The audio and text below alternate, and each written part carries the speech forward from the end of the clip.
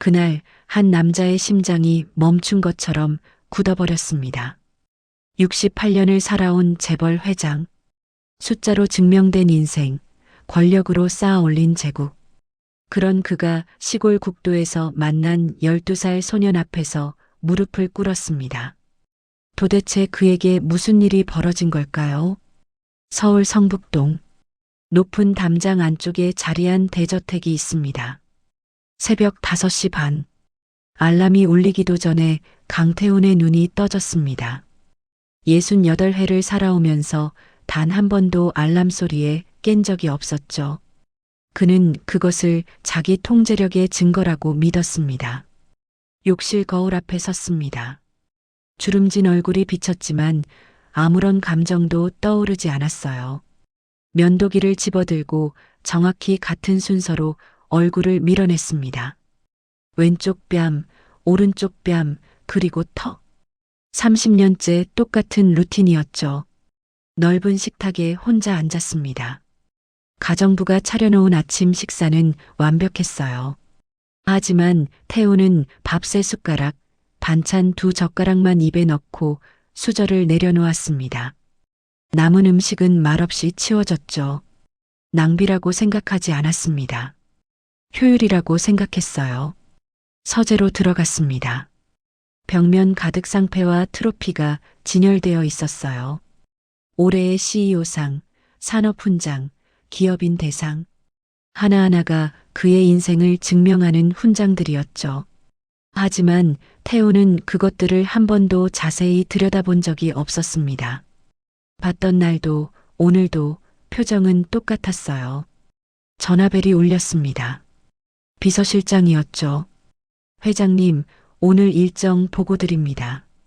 오전 9시 이사회, 11시 투자 미팅, 오후 2시 지방 공장 시찰입니다. 알았어. 통화 시간 47초. 태훈에게 사람과의 대화는 업무의 연장일 뿐이었습니다. 그 이상도 그 이하도 아니었어요. 창밖을 바라봤습니다. 정원수가 가지런히 정돈되어 있었고 잔디는 2cm 높이로 깎여 있었죠. 완벽했습니다. 그러나 그 완벽함 속에서 태우는 아무것도 느끼지 못했어요. 저녁이 되었습니다. 빈 거실 소파에 앉아 TV를 켰어요. 뉴스에서 TH그룹이라는 이름이 흘러나왔습니다. 주가 상승, 실적 호조. 자신의 회사 이야기였지만 태우는 채널을 돌렸어요. 관심이 없었습니다. 숫자는 이미 알고 있었으니까요. 밤 10시. 침대에 누워 천장을 바라봤습니다. 오늘도 누구와도 눈을 마주치지 않았어요. 악수 한 번, 웃음 한 번 없었죠. 그는 그것이 문제라고 생각하지 않았습니다. 그런데 잠들기 직전 이상한 감각이 스쳤어요. 가슴 어딘가가 텅 빈 느낌. 마치 심장 한쪽에 구멍이 뚫린 것 같았죠. 태우는 그 감정에 이름을 붙이지 않았습니다. 이름을 붙이면 인정하는 것이 되니까요. 눈을 감았습니다. 내일도 같은 하루가 반복될 거라고 믿었어요. 그는 그것을 안정이라고 불렀고 세상은 그것을 성공이라고 불렀죠. 하지만 누구도 그것을 삶이라고 부르지 않았습니다. 경상북도 외곽국도 지방 공장 시찰을 마친 태훈의 차량이 달리고 있었습니다. 3억 원대 수입 세단. 검은색 차체에 TH그룹 로고가 선명하게 새겨져 있었죠. 기사는 조용히 운전했고 뒷좌석의 태우는 태블릿으로 보고서를 검토했습니다. 차 안에는 아무 소리도 없었어요. 숨소리조차 조심스러운 정적이었죠. 그때였습니다. 갑자기 계기판에 경고등이 들어왔어요. 엔진에서 이상한 소리가 나더니 차가 서서히 속도를 잃었습니다.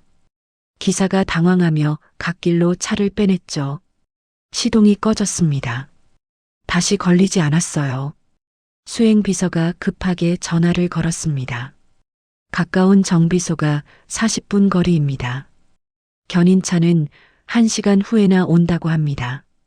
태훈의 얼굴이 차갑게 굳어졌어요. 그는 기다리는 것을 싫어했습니다. 통제할 수 없는 상황을 참지 못했죠. 차에서 내렸습니다. 주변은 논밭뿐이었어요. 멀리 작은 마을이 보였고 허름한 간판 하나가 눈에 들어왔습니다. 춘식이네 국밥. 페인트가 벗겨진 낡은 건물이었죠. 그때 먼지 묻은 운동화를 신은 소년이 다가왔습니다. 12살쯤 되어 보였어요. 손에는 세월이 묻은 낡은 공구가 들려 있었죠. 누군가에게 물려받은 것처럼 손에 익어 보였습니다. 소년이 차를 한 바퀴 돌더니 보닛 쪽을 가리켰어요. 경호원이 막아섰지만 소년은 물러서지 않았습니다. 제가 고쳐드릴게요. 비서가 비웃었습니다. 기사도 코웃음을 쳤죠. 3억짜리 외제차를 시골 꼬마가 고친다고요. 하지만 태우는 소년의 눈을 봤습니다. 장난기가 없었어요. 허세도 없었죠. 그냥 사실을 말하는 눈이었습니다. 태훈이 고개를 끄덕였어요. 경호원이 비켜섰습니다. 소년이 보닛을 열고 안을 들여다봤어요. 잠시 귀를 기울이더니 한 곳을 정확히 짚었습니다. 손놀림이 거침없었죠. 그리고 기사에게 말했어요. 시동 걸어보세요. 엔진이 돌아갔습니다. 부드럽게 아무 문제 없다는 듯이 정적이 흘렀어요. 비서의 표정이 굳었고 기사가 멍하니 소년을 바라봤습니다. 태우는 차에서 내린 채로 서 있었죠. 소년은 손을 툭툭 털고 돌아서서 걸어갔습니다. 아무것도 바라지 않는 뒷모습이었어요. 그때 소년의 눈이 잠시 차체에 머물렀습니다. TH그룹 로고. 소년의 눈동자가 미세하게 흔들렸죠. 하지만 티내지 않았어요. 그냥 걸어갔습니다. 국밥집 앞에서 쉰 중반쯤 되어 보이는 남자가 그 장면을 지켜보고 있었습니다. 박춘식, 55살. 그는 소년의 뒷모습을 보며 복잡한 표정을 지었어요. 예전에도 비슷한 아이가 있었죠. 그때는 그냥 지나쳤습니다. 춘식과 태훈의 눈이 마주쳤어요. 춘식이 어색하게 고개를 숙였습니다. 태훈은 소년이 사라진 방향을 바라봤어요. 설명할 수 없는 불편함이 가슴에 남았습니다. 마치 오래전에 잊어버린 무언가가 스치는 느낌이었죠. 그는 아직 몰랐습니다. 그 소년이 던질 질문이 자신의 인생을 송두리째 뒤흔들 거라는 것을요. 태훈은 차에 타지 않았습니다. 비서가 출발하자고 재촉했지만 그는 소년이 사라진 방향을 바라보고 있었어요. 이상했습니다. 분명히 고쳤어요. 5분도 안 걸렸죠. 전문 정비사도 아닌 아이가. 태우는 국밥집 쪽으로 걸어갔습니다. 수행원들이 당황하며 따라왔어요. 춘식이네 국밥. 낡은 나무 간판 아래 플라스틱 의자가 놓여 있었죠. 안에서 구수한 국밥 냄새가 흘러나왔습니다. 박춘식이 나왔어요. 손님이세요? 태우는 대답 대신 소년에 대해 물었습니다. 방금 그 아이 누구야? 춘식이 잠시 망설였어요. 오래된 기억이 스치는 듯 했죠. 예전에도 이런 아이가 있었습니다. 그때는 그냥 지나쳤어요.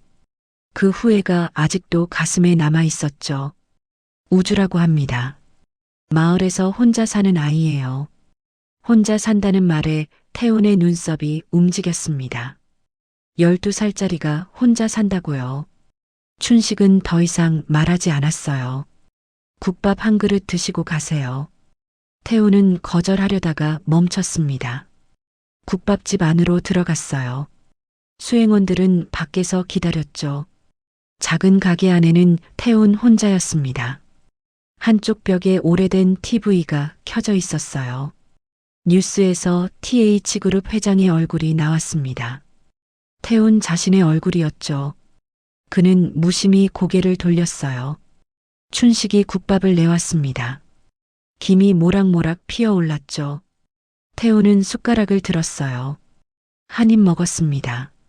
얼큰하고 뜨거웠어요. 두 입, 세 입. 어느새 절반을 비웠죠. 언제 이렇게 제대로 된 식사를 했는지 기억나지 않았습니다. 입에 맞으세요? 춘식이 물었지만 태우는 대답하지 않았어요. 대신 숟가락을 놓지 않았습니다. 밖에서 소란이 들렸어요. 나가보니 경호원이 누군가를 붙잡고 있었습니다. 우주였어요. 소년이 다시 돌아온 거였죠. 손에 뭔가를 들고 있었습니다. 작은 부품이었어요. 아까 임시로 고친 거예요. 이 부품을 교체해야 완전히 해결돼요. 우주가 부품을 내밀었습니다. 태우는 그것을 받아들었어요. 낡았지만 정확히 맞는 규격이었죠. 소년의 손톱 밑에 기름때가 끼어 있었습니다. 손가락 끝에 작은 상처들이 보였어요. 그 손놀림은 아이의 손이 아니었죠. 오랜 시간 누군가에게 배운 사람의 손이었습니다. 정확하고 망설임이 없었어요. 태우는 묻고 싶은 것이 많았습니다. 하지만 소녀는 이미 돌아서서 걸어가고 있었죠. 춘식이 옆에서 말했어요. 저 아이는 원래 저래요. 받는 걸 싫어해요. 태우는 소년의 뒷모습을 바라봤습니다. 작은 어깨가 점점 멀어졌어요. 무언가 설명할 수 없는 감정이 가슴을 눌렀습니다. 불편함인지 안쓰러움인지 알 수 없었죠. 그는 아직 몰랐습니다. 저 아이의 손에 자신의 과거가 묻어 있다는 것을요. 서울로 돌아오는 차 안. 태우는 창밖을 바라보고 있었습니다. 손에는 우주가 건넨 부품이 들려 있었어요. 낡고 닳았지만 묵직한 무게감이 느껴졌죠. 어디서 이런 걸 구했을까? 비서가 조심스럽게 입을 열었습니다. 회장님, 확인해 보니 이 차량 모델에서 최근 결함 이슈가 있었습니다. 태운의 눈이 좁아졌어요. 리콜 대상이었는데 조용히 처리된 건이라고 합니다. 조용히 처리됐다고? 태운의 목소리가 차가워졌습니다. 누가 처리했어? 비서가 잠시 망설였어요. 그리고 대답했죠. 품질관리팀에서 비용 문제로 리콜을 보류했습니다. 그 결정에 회장님 서명이 있었습니다. 태운의 손이 멈췄습니다. 기억나지 않았어요. 수백 개의 결제 서류 중 하나였을 겁니다. 하지만 지금 이 차가 멈춘 건 그 결정 때문이었죠. 그리고 그걸 고친 건 시골의 12살짜리 아이였습니다. 우연치고는 너무 이상했어요. 본사에 도착했습니다. 비서실장이 기다리고 있었죠. 오늘 일정이 지연된 것에 대해 보고를 받았지만 태우는 건성으로 들었어요. 머릿속에는 소년의 얼굴만 남아 있었습니다. 저녁이 되었어요. 서재에서 태블릿을 열었습니다. 우주라는 이름을 검색했죠. 당연히 아무것도 나오지 않았어요. 그 마을 이름을 검색했습니다. 인구 200명도 안 되는 작은 마을. 특별한 것 없었죠. 태우는 부품을 다시 들여다봤어요. 낡았지만 제대로 작동하는 부품. 어디서 구했을까? 어떻게 이 차의 문제를 알았을까? 전문 정비사도 헤매는 문제를 어떻게 5분 만에 짚어냈을까? 가능성은 두 가지였습니다. 천재이거나 아니면 미리 알고 있었거나. 태우는 후자를 의심했어요. 누군가 자신을 시험하고 있는 것 같았습니다. 아니면 경고하고 있거나. 우연이라고 믿기엔 너무 정확했죠. 대체 내가 뭔데? 태운이 중얼거렸습니다. 어둠 속에서 부품이 차갑게 빛났어요. 밤늦게까지 서재 불이 꺼지지 않았습니다. 태우는 부품을 책상 위에 올려놓고 바라봤어요. 작은 금속 조각 하나가 그의 밤을 빼앗아가고 있었죠. 창밖으로 서울의 야경이 보였습니다. 저 불빛들 중 상당수가 자신의 회사 건물이었어요. TH그룹. 자신이 만든 제국이었죠. 하지만 오늘 밤은 그것이 자랑스럽지 않았습니다. 태우는 아직 몰랐어요. 이 의심이 진실로 가는 길을 오히려 막고 있다는 것을. 그리고 그 진실이 12년 전 자신의 손에서 시작됐다는 것을. 소년의 눈빛이 떠올랐습니다. 장난기 없는 눈, 허세 없는 눈, 무언가를 확인하려는 눈. 그 눈이 자꾸 가슴을 찔렀어요. 새벽 3시, 태훈이 눈을 떴습니다. 꿈을 꿨어요. 내용은 기억나지 않았죠. 다만 누군가의 얼굴이 어른거렸습니다. 어린아이의 얼굴. 우주인지 아닌지 모르겠었어요. 그냥 어떤 아이의 얼굴이었죠. 일어나서 물을 마셨습니다. 손이 미세하게 떨렸어요. 나이 탓이라고 생각했죠. 하지만 이런 떨림은 처음이었습니다. 불면증도 처음이었어요. 68회를 살면서 잠 못 이룬 밤이 없었죠. 창밖을 봤습니다. 서울의 야경이 펼쳐져 있었어요. 저 불빛들 중 상당수가 자신의 회사 건물이었죠. TH그룹. 자신이 만든 제국. 하지만 오늘 밤은 그것이 자랑스럽지 않았습니다. 아침이 왔어요. 평소처럼 5시 반에 일어났습니다. 아니, 일어나 있었죠. 잠을 자지 못했으니 일어난 것도 아니었어요. 샤워를 했습니다. 물이 얼굴을 타고 흘렀어요.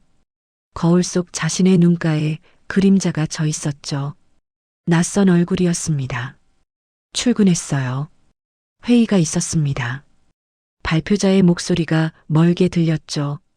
숫자와 그래프가 눈에 들어오지 않았어요. 비서가 물었습니다. 회장님, 괜찮으세요? 괜찮아. 괜찮다고 대답했지만 괜찮지 않았어요. 점심을 걸었습니다. 입맛이 없었죠. 커피만 마셨어요. 오후 회의에서 실수를 했습니다. 잘못된 자료를 언급했죠. 아무도 지적하지 않았어요. 회장이니까. 하지만 태훈 자신은 알았습니다. 자신이 흔들리고 있다는 것을요. 저녁이 되었어요. 집에 돌아왔습니다. 서재에 들어가지 않았죠. 거실 소파에 앉았어요. TV를 켜지 않았습니다. 그냥 앉아 있었죠. 소년의 눈빛이 떠올랐어요. 장난기 없는 눈, 허세 없는 눈, 무언가를 증명하려는 눈. 자신도 저런 눈을 가졌던 적이 있었을까요? 기억이 나지 않았습니다. 너무 오래전 일이었죠. 대체 왜 자꾸 떠오르는 거야? 태훈이 중얼거렸어요. 주먹을 쥐었다 폈습니다. 그날 밤도 잠들지 못했어요. 천장을 바라봤습니다. 이 감정이 뭔지 모르겠었죠. 불안인지 호기심인지 죄책감인지 이름을 붙이고 싶지 않았어요. 이름을 붙이면 진짜가 되니까요. 하지만 이미 진짜였습니다. 태훈은 아직 그것을 인정하지 않을 뿐이었죠. 새벽이 밝아왔어요. 창문 틈으로 희미한 빛이 스며들었습니다. 태훈은 결심했어요. 다시 그 마을에 가야 한다고. 그 아이를 다시 봐야 한다고. 왜인지는 몰랐습니다. 그냥 가야 할 것 같았어요. 발이 그쪽으로 향하고 있었죠. 일주일 뒤, 태훈은 다시 그 마을에 있었습니다. 공장 시찰이 명목이었어요. 하지만 공장은 반대 방향이었죠. 기사에게 돌아가라고 지시했습니다. 아무도 이유를 묻지 않았어요. 회장이니까요. 춘식이네 국밥 앞에 차가 섰습니다. 태훈이 내렸어요. 수행원들은 차에 남으라고 했죠. 혼자 가게 안으로 들어갔습니다. 박춘식이 있었어요. 놀란 표정이었죠. 또 오셨네요. 태훈은 대답 대신 국밥을 시켰습니다. 춘식이 국밥을 내왔어요. 김이 모락모락 피어올랐죠.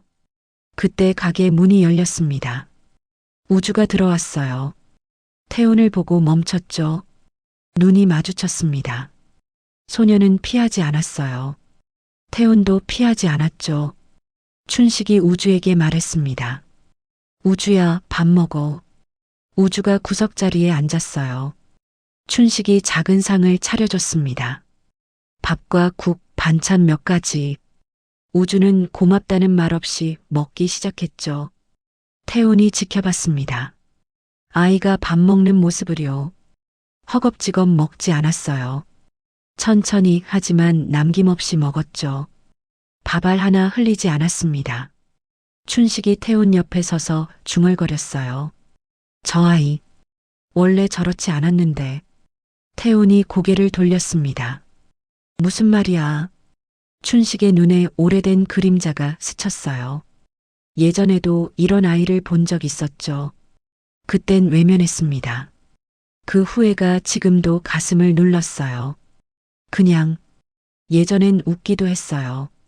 춘식은 더 말하지 않았습니다. 식사가 끝났어요. 태훈이 일어섰습니다. 계산을 하려는데 춘식이 손사래를 쳤어요. 그냥 가세요. 태훈은 지갑에서 큰 돈을 꺼내 테이블에 놓았습니다.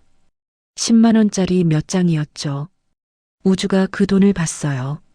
그리고 춘식에게 말했습니다. 아저씨, 저거 받으면 안 돼요. 돈으로 갚을 일이 아니에요. 태훈이 멈췄습니다. 소년을 봤어요. 우주가 천천히 입을 열었죠. 사람도 고치면 다시 쓸 수 있어요? 질문의 의미를 모르겠었습니다. 하지만 가슴이 찔렸어요. 심장 어딘가가 쿵 내려앉는 느낌이었죠. 태우는 대답하지 못했습니다. 입이 열리지 않았어요. 소녀는 더 이상 말하지 않았죠. 일어나서 나갔습니다. 작은 뒷모습이 문 밖으로 사라졌어요. 춘식이 돈을 돌려줬습니다. 저 아이는 받는 게 서툴러요. 주는 것도 서툴러요. 그냥 고치는 것만 알아요. 태우는 가게를 나섰어요. 등 뒤로 춘식의 목소리가 들렸습니다. 그 아이 원래 저렇지 않았어요. 작은 혼잣말 같았죠. 태우는 소년이 사라진 방향을 바라봤습니다. 가슴속에 무언가 무거운 것이 쌓이고 있었어요. 사람도 고치면 다시 쓸 수 있느냐고. 그 질문이 머릿속을 떠나지 않았죠. 왜 그 말이 이렇게 아픈 건지 몰랐습니다. 서울로 돌아온 다음 날, 본사 분위기가 이상했습니다. 사람들이 수군거렸어요. 태훈이 지나가면 대화가 멈췄죠. 평소와 달랐습니다. 비서실장이 조심스럽게 다가왔어요. 회장님, 보고 드릴 게 있습니다. 태훈의 눈이 좁아졌습니다. 온라인 커뮤니티에 글이 올라왔습니다. TH그룹 회장이 시골 마을에서 어린 소년과 몰래 만난다는 내용입니다. 태훈의 표정이 굳어졌어요. 사진도 있습니다. 춘식이네 국밥 앞에 서 계신 뒷모습이에요. 누가 찍었는지 모르겠었습니다. 하지만 이미 퍼지고 있었죠. 악의적인 추측이 달리고 있었어요. 범죄 연루 의혹까지 나왔습니다. 뭐라고? 범죄? 태훈의 목소리가 차갑게 가라앉았어요. 이사회가 긴급 소집됐습니다. 사회이사 한 명이 입을 열었죠. 회장님의 사적 행동이 주가에 영향을 미치고 있습니다. 해명이 필요합니다. 태훈은 해명하지 않았어요. 할 말이 없어서가 아니었습니다. 해명할 이유가 없다고 생각해서였죠. 내 사생활에 왈가왈부할 권한이 당신들한테 있나? 태훈이 차갑게 쏘아붙였어요. 회의실이 얼어붙었습니다. 하지만 주가는 떨어졌어요. 3%. 작은 폭이었지만 시작이었죠. 언론에서 취재 요청이 들어왔습니다. 홍보팀이 맡고 있었지만 오래가지 않을 거예요. 밤이 되었습니다. 태훈은 서재에서 기사를 검색했어요. 자신의 이름 옆에 어린아이라는 단어가 붙어 있었죠. 30년 동안 쌓아온 이미지가 며칠 만에 흔들리고 있었습니다. 분노가 차올랐어요. 왜 그 마을에 갔는지 자신도 몰랐습니다. 왜 그 아이를 다시 보고 싶었는지 설명할 수 없었죠. 그냥 발이 움직였어요. 이성적이지 않았습니다. 태우는 감정을 경멸했어요. 감정은 통제 불가능한 변수였죠. 그런데 지금 자신이 감정에 휘둘리고 있었습니다. 그것이 더 분노스러웠어요. 내가 왜 이러는 거야? 주먹으로 책상을 내리쳤습니다. 둔탁한 소리가 서재에 울렸어요. 컴퓨터를 껐습니다. 어둠 속에 앉았어요. 처음으로 인정했죠. 자신이 뭔가 잘못하고 있다는 것을요. 하지만 뭘 잘못했는지는 아직 몰랐습니다. 그는 아직도 자신이 피해자라고 생각했어요. 창밖으로 서울의 불빛이 보였습니다. 저 밑에서 사람들이 자신을 욕하고 있었죠. 근거 없는 소문으로. 하지만 정말 근거가 없는 걸까요? 태우는 그 질문을 외면했습니다. 소년의 얼굴이 또 떠올랐어요. 사람도 고치면 다시 쓸 수 있느냐던 그 질문. 왜 자꾸 가슴을 찌르는 걸까요? 밤이 깊어갔습니다. 태우는 잠들지 못했어요. 태우는 결정을 내렸습니다. 모든 접촉을 끊기로 했어요. 비서실장에게 지시했죠. 그 마을 근처로 일정 잡지 마. 그 소년에 대한 어떤 정보도 보고하지 마. 알겠습니다, 회장님. 명분은 보호였어요. 아이를 소문에서 보호한다는 것이었죠. 하지만 진짜 이유는 달랐습니다. 외면이었어요. 설명할 수 없는 감정에서 도망치는 것이었죠. 일주일이 지났습니다. 주가는 회복됐어요. 소문은 가라앉았죠. 새로운 뉴스가 옛 뉴스를 덮었습니다. 태우는 안도했어요. 모든 것이 제자리로 돌아가고 있었죠. 원래의 질서, 원래의 통제, 그가 원하던 세계였습니다. 그날 밤이었어요. 전화가 울렸습니다.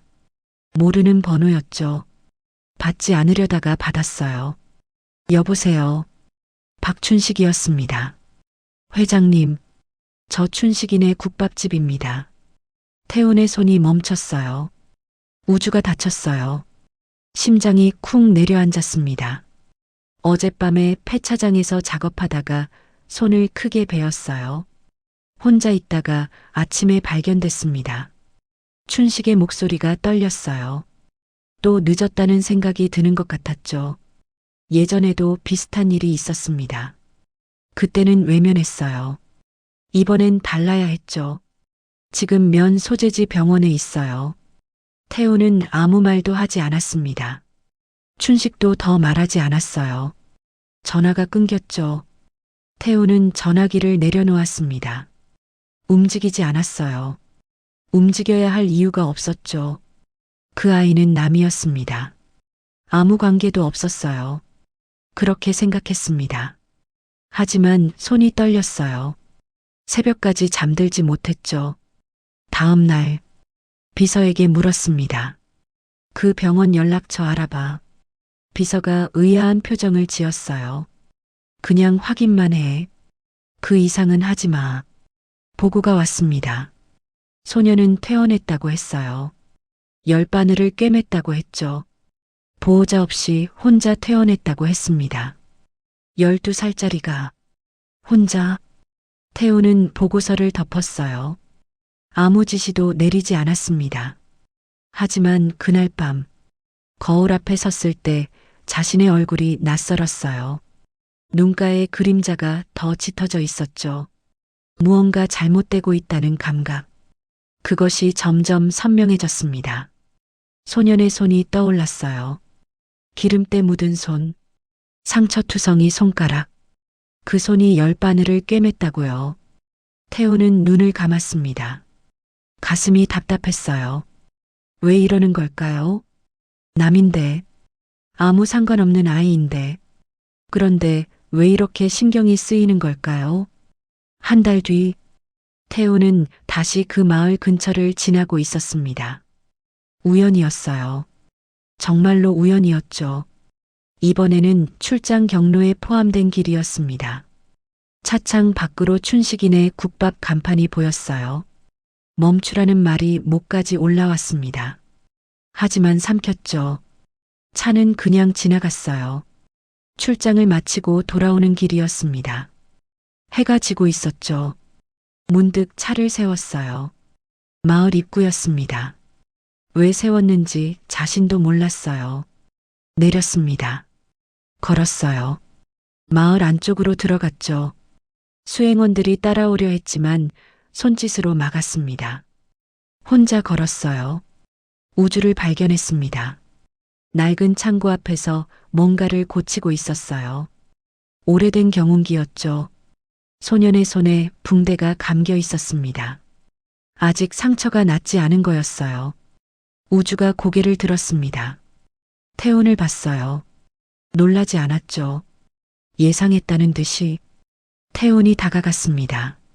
소년은 작업을 멈추지 않았어요. 손은 어때? 괜찮아요. 짧은 대답이었습니다. 감정이 없었어요. 침묵이 흘렀죠. 태훈이 물었습니다. 그때 그 차 어떻게 고쳤어? 비싼 외제차를 어떻게 그렇게 빨리 진단했어? 우주의 손놀림이 잠시 멈췄어요. 그리고 대답했습니다. 그냥 운이었어요. 거짓말이었죠. 태훈은 알았습니다. 우연히 비슷한 걸 본 적 있어요. 그날은 그냥 찍은 거예요. 소년의 눈이 흔들렸어요. 손놀림이 조금 빨라졌죠. 우주가 입을 열려다 멈췄습니다. 입술이 움직였어요. 알아. 말이 끊겼습니다. 소년이 고개를 숙였어요. 그냥 운이었어요. 다시 그렇게 말했습니다. 같은 거짓말을요. 태훈은 추궁하지 않았어요. 소년이 원하는 대로 믿어주기로 했습니다. 우연이라고, 아무 의미 없다고, 그게 서로에게 편했으니까요. 돌아서서 걸었습니다. 등 뒤에서 소년의 목소리가 들렸어요. 또 오시면 안 돼요.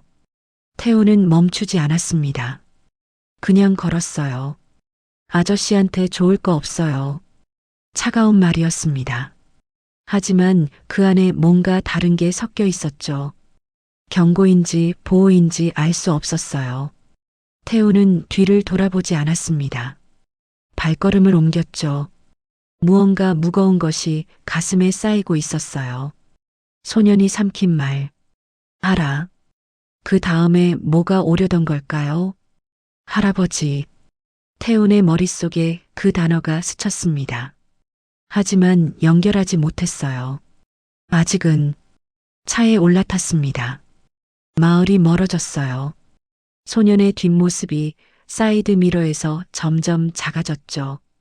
태훈은 눈을 감았습니다. 가슴이 무거웠어요. 왜 저 아이는 자꾸 밀어내는 걸까요? 왜 자꾸 거짓말을 하는 걸까요? 그 답을 알게 될 날이 머지 않았습니다. 폭풍이 시작됐습니다. 회사 내부 감사에서 문제가 발견됐어요. 12년 전 비용 절감 과정에서 부당 해고가 있었다는 증거였죠. 노동부 조사가 시작됐습니다. 동시에 환경 문제도 불거졌어요. 오래전 공장 부지 오염 은폐 의혹. 하나가 터지니 연쇄적으로 터졌습니다. 언론이 달려들었어요. 기자들이 본사 앞에 진을 쳤죠. 카메라 플래시가 쉴 새 없이 터졌습니다. 주가가 폭락했어요. 하루에 15%, 이틀째 10%, 시가총액 수천억이 증발했습니다. 회장님, 긴급 이사회입니다. 비서실장의 목소리가 떨렸어요. 이사회가 소집됐습니다. 사회이사들이 입을 열었죠. 회장님께서 자진 사퇴하시는 게 경영 정상화에 도움이 됩니다. 태훈의 눈이 차갑게 빛났어요. 내가 만든 회사야. 누구도 빼앗을 수 없어. 회장님, 상황이. 됐어. 태훈이 자리에서 일어났습니다. 회의실 문이 닫혔어요. 하지만 벽이 무너지고 있었습니다. 오랜 협력사들이 연락을 끊었어요. 측근들이 하나둘 거리를 뒀죠. 충성이라고 믿었던 것들이 이해관계였음을 깨달았습니다. 밤마다 악몽을 꿨어요. 내용은 기억나지 않았습니다. 다만 깨어나면 식은땀에 젖어 있었죠. 심장이 빠르게 뛰었어요. 무언가 쫓기는 느낌이었습니다. 이상하게도 그 순간마다 소년의 얼굴이 떠올랐어요. 사람도 고치면 다시 쓸 수 있냐던 질문. 그 말이 귓가에 맴돌았죠. 왜 그 말이 떠오르는지 모르겠었습니다. 연관이 없는데, 연관이 없어야 했어요. 검찰 조사가 시작됐습니다. 회계 자료가 압수됐어요. 변호사들이 분주하게 움직였죠. 태우는 집무실에 혼자 앉아 있었습니다. 창밖을 봤어요. 자신이 세운 건물들이 보였죠. TH그룹. 자신의 이름이 새겨진 간판들. 그것들이 갑자기 낯설어 보였습니다. 내가 뭘 잘못한 거지? 중얼거렸어요. 대답하는 사람은 없었습니다. 무언가 근본적인 것이 잘못되어 있었어요. 그 감각이 처음으로 명확해졌죠. 하지만 뭐가 잘못됐는지는 여전히 몰랐습니다. 12년 전, 비용 절감, 부당해고, 그 단어들이 머릿속을 맴돌았어요. 하지만 연결되지 않았습니다.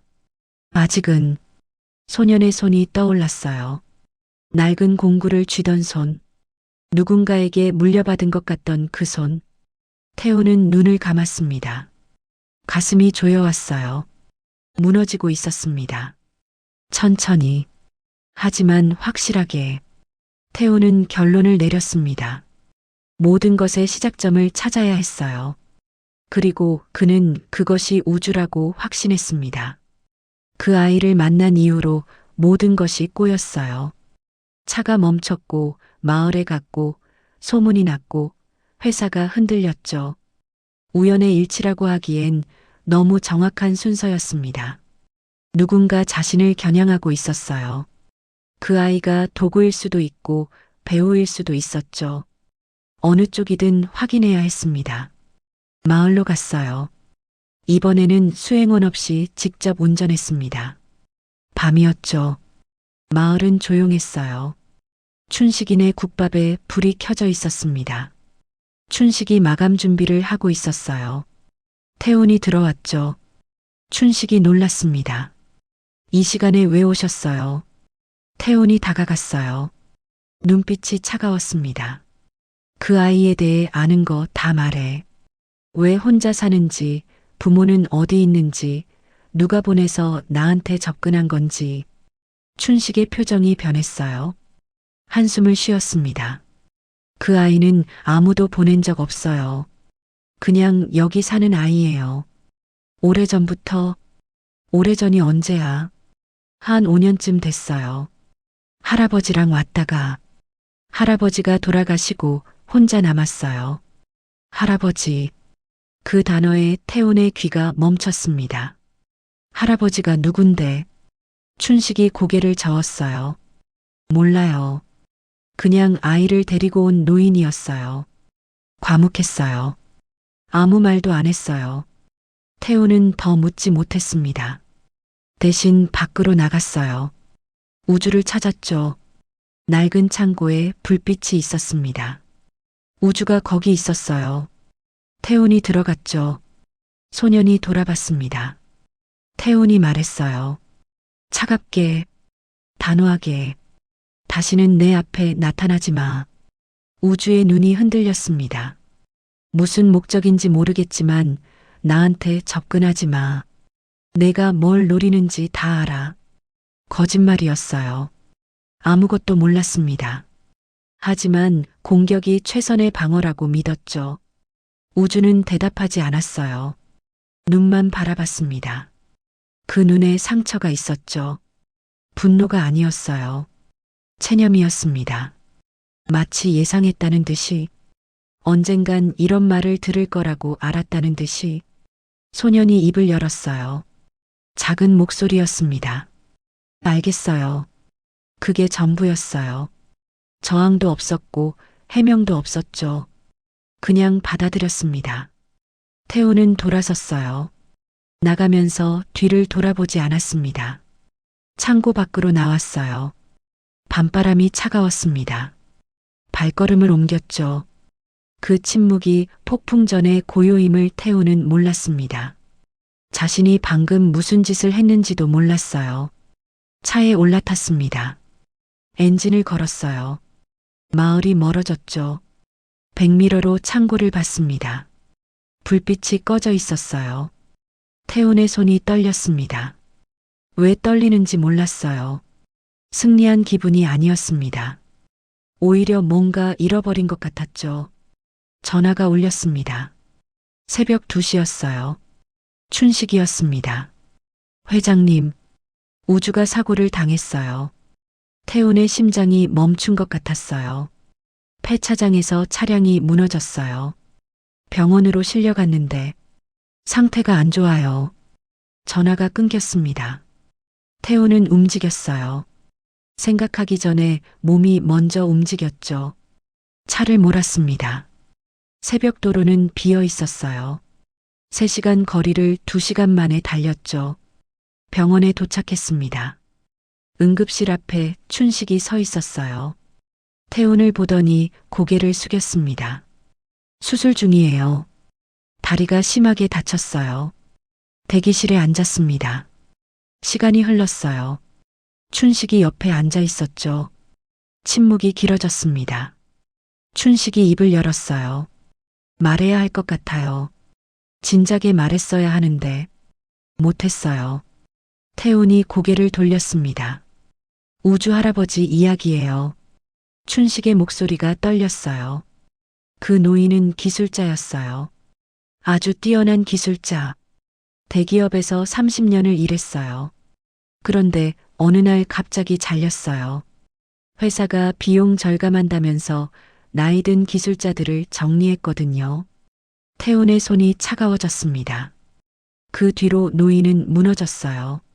일자리를 찾지 못했고 가족이 떠났고 손자만 데리고 이 마을까지 흘러왔어요.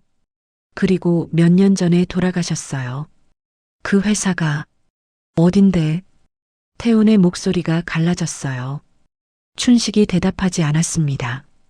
대신 품에서 종이를 꺼냈어요. 오래된 문서였죠. 누렇게 바른 종이. 할아버지 돌아가시고 정리할 때 나왔어요. 우주가 계속 갖고 있던 거예요.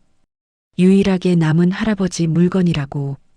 태훈이 종이를 받아들었습니다. 해고 통지서였어요.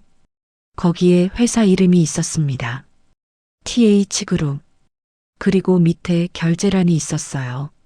서명이 있었습니다. 자신의 서명이었어요. 손이 떨렸습니다. 종이가 바스락거렸죠. 태훈의 세계가 무너졌습니다. 자신이 내린 결정이 한 가족을 파괴했어요. 그 가족의 아이가 우주였습니다. 그 아이가 자신의 차를 고쳤죠. 자신에게 물었어요. 사람도 고치면 다시 쓸 수 있느냐고. 이제야 그 질문의 의미를 알았습니다. 내가 그랬구나. 목소리가 나오지 않았어요. 입술만 떨렸습니다. 수술실 문이 열렸어요. 의사가 나왔습니다. 수술은 성공했습니다. 다리에 금속 핀을 박았지만 걸을 수 있을 거예요. 하지만 태훈은 듣지 못했어요. 그냥 거기 서 있었습니다. 아무것도 할 수 없이. 손에는 해고 통지서가 구겨져 있었어요. 12년 전 자신의 서명. 그것이 한 아이의 인생을 무너뜨렸습니다. 눈앞이 흐려졌어요. 다리에 힘이 풀렸죠. 벽에 기대어 섰습니다. 숨을 쉴 수가 없었어요. 우주의 병실 앞에 섰습니다. 들어가지 못했어요. 문 앞에 서서 망설였죠. 2시간이 지났습니다. 춘식이 와서 말했어요. 들어가세요. 우주가 깨어났어요. 회장님을 찾아요. 태훈의 가슴이 조여왔습니다. 나를 찾는다고요. 내가 이렇게 만들어 놓고. 문을 열었어요. 들어갔습니다. 소년이 침대에 누워 있었어요. 한쪽 다리에 깁스가 되어 있었죠. 얼굴이 창백했습니다.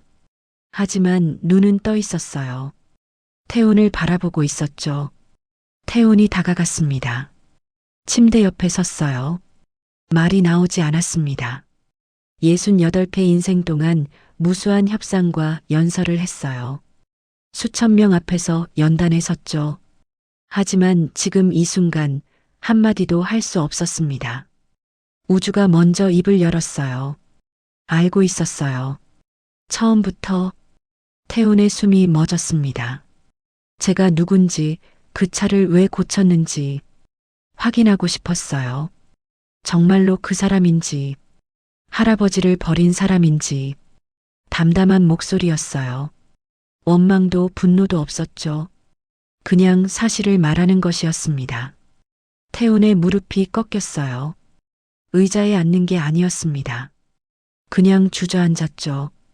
고개가 숙여졌어요. 미안하다. 목소리가 갈라졌습니다. 정말 미안하다. 말이 되지 않았어요. 30년 동안 한 번도 하지 않았던 말이었습니다. 사과. 진심으로 하는 사과. 우주가 물었어요. 다시 그 질문을. 사람도 고칠 수 있어요? 태훈이 고개를 들었습니다. 눈물이 흐르고 있었어요. 멈출 수가 없었죠. 모르겠다. 나 같은 인간이 고쳐질 수 있는지 모르겠어. 하지만 시도는 하겠다. 늦었지만 사과했습니다. 진심으로 우주에게, 할아버지에게, 자신이 무너뜨린 모든 사람들에게. 우주가 바라봤어요. 화가 나 있지 않았습니다. 슬프지도 않았죠. 그냥 바라봤어요. 오랜 침묵 뒤에 소년이 말했습니다. 기계는 부품이 맞으면 고쳐져요. 하지만 사람은 달라요. 부품 대신 시간이 필요해요. 그리고 태도. 12살 아이의 말이 아니었어요. 오랜 시간 혼자 버텨온 사람의 말이었습니다. 태우는 고개를 끄덕였어요. 처음으로 누군가 앞에서 울었습니다. 멈추려고 했지만 실패했죠. 눈물이 멈추지 않았어요. 병실 밖 복도에서 춘식이 지켜보고 있었습니다. 그도 눈시울을 훔쳤어요. 예전에 외면했던 아이가 떠올랐죠. 이번엔 달랐습니다. 이번엔 끝까지 지켜볼 거였어요. 창밖으로 동이 트고 있었습니다. 긴 밤이 끝나가고 있었죠. 퇴원 일주일 뒤 태우는 기자회견을 열었습니다. 본사 대회의실. 수백 개의 카메라가 그를 향했어요. 플래시가 터졌죠. 기자들이 웅성거렸습니다. 태훈이 단상에 섰어요. 마이크 앞에 섰습니다. 잠시 침묵했죠. 그리고 입을 열었어요. 모든 책임은 저에게 있습니다. 회의실이 조용해졌어요.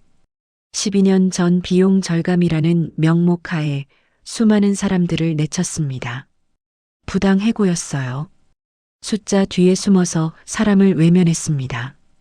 그것이 폭력이었다는 걸 이제야 알았습니다. 기자들이 술렁였어요.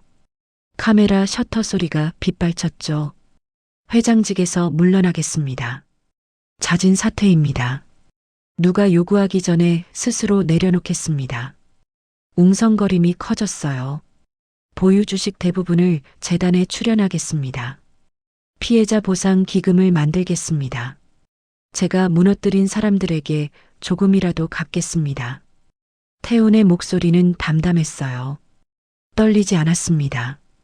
이미 결심한 것이었으니까요. 기자 한 명이 물었어요. 회장님, 갑작스러운 결정인데 무슨 일이 있었습니까? 태훈이 잠시 멈췄습니다. 우주의 얼굴이 떠올랐어요. 창백한 얼굴, 깁스한 다리, 그리고 그 담담한 눈. 늦게 깨달았습니다. 사람은 숫자가 아니라는 걸요. 그게 대답의 전부였어요. 기자회견이 끝났습니다. 언론은 충격을 받았어요. 어떤 기사는 좋게, 어떤 기사는 나쁘게 썼죠. 퍼포먼스라고 비난하는 사람도 있었습니다. 뒤늦은 꼼수라고 말하는 사람도 있었어요. 태우는 해명하지 않았습니다. 해명할 필요를 느끼지 않았죠. 중요한 건 다른 사람들의 평가가 아니었어요. 회사를 떠났습니다. 30년 동안 출근하던 건물을 나섰어요. 마지막으로 돌아보지 않았습니다. 뒤에 남겨두는 것에 미련이 없었죠. 집으로 돌아왔어요. 성북동 대저택. 넓은 집이 처음으로 크게 느껴지지 않았습니다. 오히려 적당하게 느껴졌어요. 저녁에 전화가 왔습니다. 춘식이었어요. 회장님, 우주가 퇴원했어요. 마을로 돌아왔습니다. 목발 짚고 다니지만 괜찮아요. 태훈이 물었습니다. 도움이 필요하면 말해. 뭐든 하겠어. 춘식이 대답했어요. 당장은 필요 없어요. 하지만 시간이 지나면 필요해질 거예요. 그때 와주세요. 전화가 끊겼습니다. 태훈은 창밖을 봤어요. 해가 지고 있었습니다. 붉은 노을이 하늘을 물들였죠. 내일이 올 거예요. 모레도 올 겁니다. 앞으로 얼마나 살지 모르겠어요. 하지만 남은 시간을 어떻게 쓸지는 알 것 같았습니다. 1년 뒤 경상북도 외곽의 작은 마을. 아침 햇살이 논밭 위로 쏟아지고 있었습니다. 낡은 창고 앞에 두 사람이 서 있었어요. 태훈과 우주였습니다. 태훈의 손에 공구가 들려 있었어요. 낡고 다른 공구. 우주의 할아버지가 쓰던 것이었죠. 이제는 태훈이 물려받았습니다. 여기를 이렇게 조이면 돼요. 우주가 가르쳐 줬어요. 태훈이 따라했죠. 서툴렀습니다. 69살 손이 13살 손을 따라가는 건 쉽지 않았어요. 하지만 포기하지 않았습니다. 태훈은 이 마을에 작은 집을 샀어요. 서울 대저택은 팔았습니다. 넓은 집이 필요 없었죠. 이제는 작은 방 하나면 충분했어요. 매일 아침 우주에게 기술을 배웠습니다. 엔진 구조, 부품 이름, 손놀림. 느렸지만 조금씩 늘었어요. 괜찮아요. 처음엔 다 그래요. 우주가 말했습니다. 1년 전과 다른 목소리였어요. 부드러웠죠. 점심시간이 됐습니다. 두 사람이 춘식이네 국밥으로 걸어갔어요. 나란히 걸었습니다. 춘식이 반겼어요. 왔어요? 오늘은 뭐 먹을래요? 태훈이 대답했습니다. 국밥 2그릇. 세 사람이 함께 앉았어요. 국밥이 나왔습니다. 김이 모락모락 피어올랐죠. 태훈이 숟가락을 들었어요. 한 입 먹었습니다. 여전히 얼큰하고 뜨거웠어요. 우주도 먹었습니다. 춘식도 함께 앉아서 먹었죠. 아무 말 없이 밥을 먹었어요. 침묵이었지만 불편하지 않았습니다. 함께 있다는 것만으로 충분했죠. 식사가 끝났어요. 태훈이 계산하려 했습니다. 춘식이 손사래를 쳤어요. 오늘은 제가 낼게요. 태훈이 고개를 저었습니다. 아니야. 내가 낼게. 우주가 끼어들었어요. 가위바위보 해요. 세 사람이 웃었습니다. 태훈도 웃었어요. 오래간만에 웃는 얼굴이었죠. 가게 밖으로 나왔습니다. 햇살이 따뜻했어요. 태훈이 하늘을 올려다봤습니다. 파란 하늘이었어요. 구름 몇 조각이 천천히 흘러가고 있었죠. 1년 전 자신을 떠올렸습니다. 새벽 5시 반에 일어나 혼자 밥을 먹던 남자. 아무것도 느끼지 못하던 남자. 심장에 구멍이 뚫린 것 같던 남자. 지금은 달랐어요. 우주가 옆에 섰습니다. 태훈을 올려다봤어요. 아저씨. 응. 고장 난 거 있으면 말해요. 태훈이 고개를 돌렸습니다. 소년이 웃고 있었어요. 처음 보는 웃음이었죠. 제가 고쳐드릴게요. 태훈의 눈가가 뜨거워졌습니다. 대답하지 못했어요. 그냥 고개를 끄덕였습니다. 이미 고쳐지고 있었어요. 천천히.